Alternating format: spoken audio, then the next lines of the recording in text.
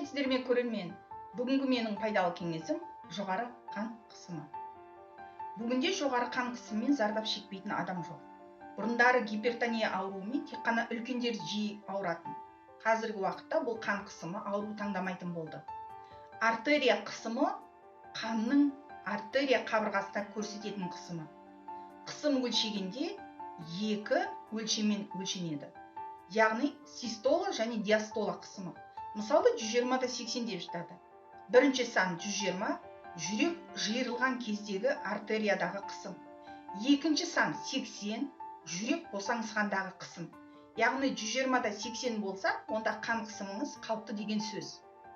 Жоғарылаған қан қысымы систола кезінде 120-дан 129 өлшемінде болса, аса қатты уайымдаудың қажеті жоқ.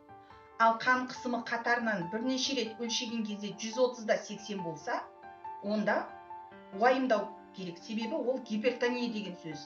Бұндайда дәрігерге қаралу қажет.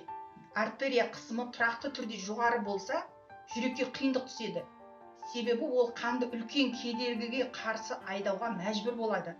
Егер жүрек осылайша бірнеше жыл жұмыс істесе, жүректің ұлғаюы, жүректің жеткіліксіздігі, инфаркт миокард, инсульт, бүйрек ауруына әкелуі мүмкін.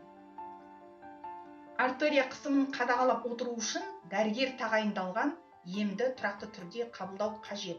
Егер дәрігер берген жанама әсері болмаса емнің, жай ғана ішпей қоюға болмайды. Мұны дәрігерге айту арқылы басқа дәріге ауыстыру керек. Біздің жүрегіміз ешқашан тоқтамайды, ол үнемі соға береді, үнемі жұмыс істейді.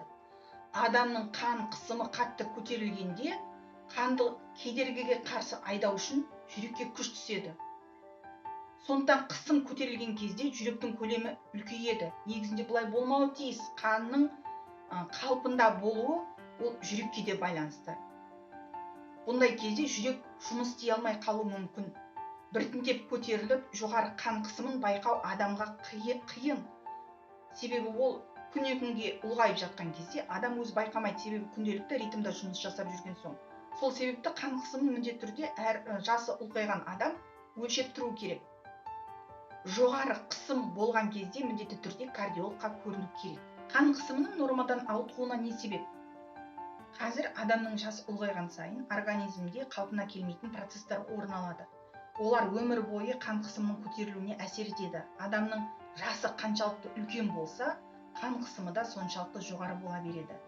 Бұған бірнеше факторлар бар. Мысалы, жүрекке шамадан тыс күш түсіру, ол жұмыс істей алмайды сол арқылы. Қан сапасының өзгеруі, жаңа айтып өттік, адамның жасы келген сайын қаны қоюлана береді.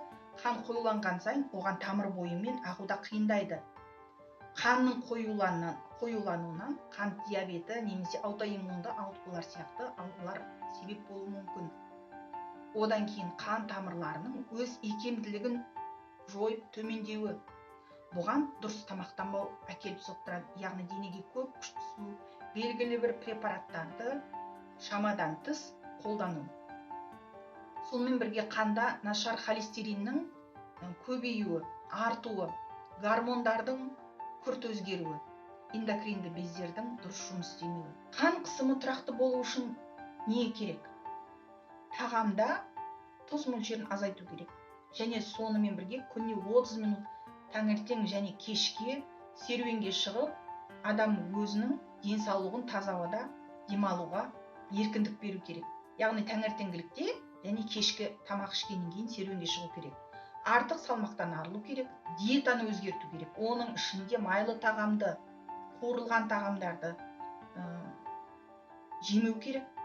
Рационға көкөніс, жеміс-жидек, дәндер, сонымен бірге балық етін қосу керек. Қауіпті жоғары қан қысымының белгілері. Ол бастың жиі ауруы, қатты жүрек соғуы мен шамадан тыс ентікпенің пайда болуы. Одан кейін әлсіздікпен шаршағыштық, бас айналуы, анда-санда сол жақ иықпен кеуденің ауруы.